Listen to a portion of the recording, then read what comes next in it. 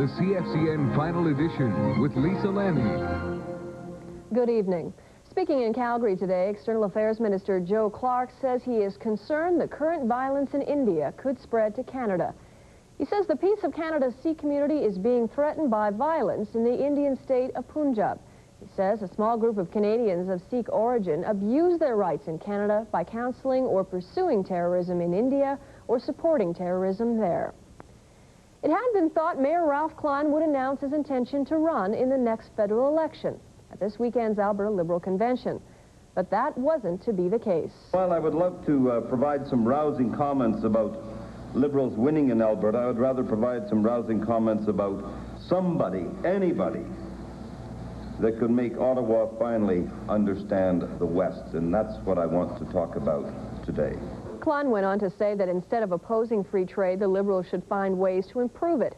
Delegates attending the convention don't expect to see an election until the spring of 1989. Most at the convention were confident the party would win seats in the West in the next federal election. If they do, it would be quite the achievement, as there have been no seats held by the Liberals in 20 years. Still with the Alberta Liberal Convention in Lethbridge, Edmonton Mayor Lawrence Decore would like to see the next annual convention of the Alberta wing of the federal Liberal Party deal with the Triple E Senate. Triple E Senate stands for elected, effective, and equal. A 37-year-old Calgary man is charged with living on the avails of prostitution of females under the age of 18. Naaman Moussef alias Ringo of the 4600 block in the Northeast is also charged with sexual assault of a 13-year-old girl. He will appear in provincial court tomorrow. Calgary's First Baptist Church is 100 years old today. Members of the congregation gave thanks, and they have a lot to be thankful for. The past 100 years has seen the church expand, the faith mature, and grow strong. Suzette Myers has our report. Lee Richardson has rounded up enough support in Calgary Southeast to win the party nomination and even win on the first ballot.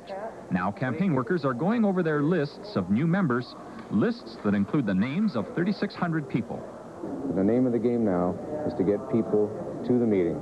So our organizers are working with community groups, block to block, organizing carpools, or to organize. We apologize, that is not the story of Calgary's First Baptist Church. Jerry DiPietro of Calgary has been buying lottery tickets for years, but without much luck.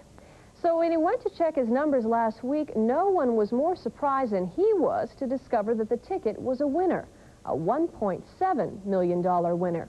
As Carmen Kufeld tells us, the shock for the DiPietro family still hasn't worn off. He is Calgary's newest millionaire.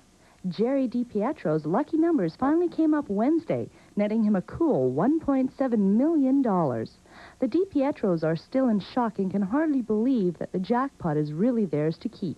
Well, the one way was so good, but my heart was not very good, I can tell you. Well, when I went down there, it was 3 o'clock Tuesday, and I just went check, Thursday, yeah. And then we checked on a lottery stand there, you know, on the booth, and I said, when I see the number, well, what I gotta say, the guy was behind me, so I says, hold on, you know.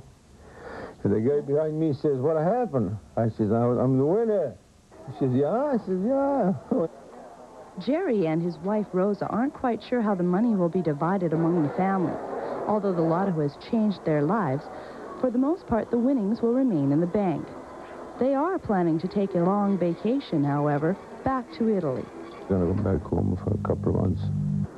There are also temptations. Buying a brand new luxury car or lazing away the hot summer days on a beautiful sailboat.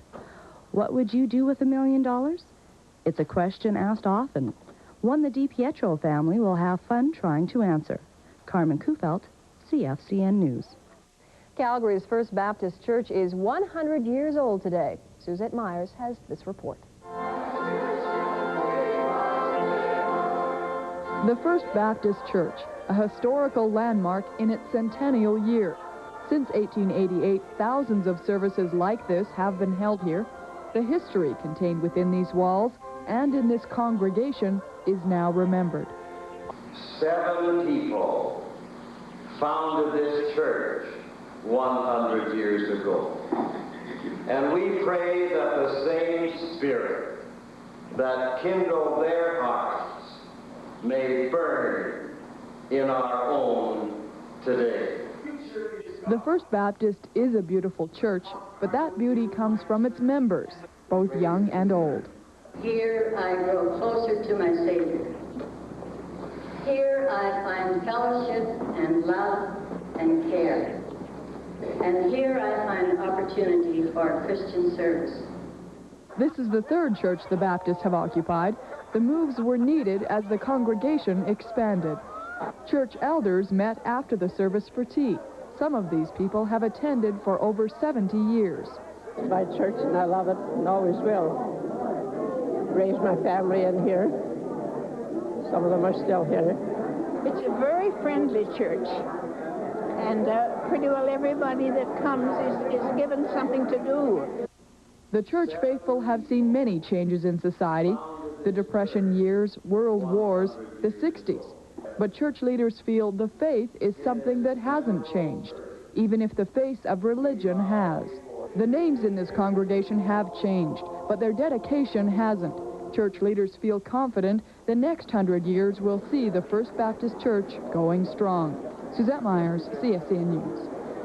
We can expect an even nicer day tomorrow. Currently in Calgary, we are under a cloudy sky. The wind is out of the southeast at 7, and we're sitting at 17 degrees. Taking a look at the forecast for the Calgary region, clear tonight, a light wind and a low of 6. Mainly sunny tomorrow, a high of 25, a wind from the south at 20 kilometers per hour. That's all the time we have for this evening. Doug joins us next with Sports Plus.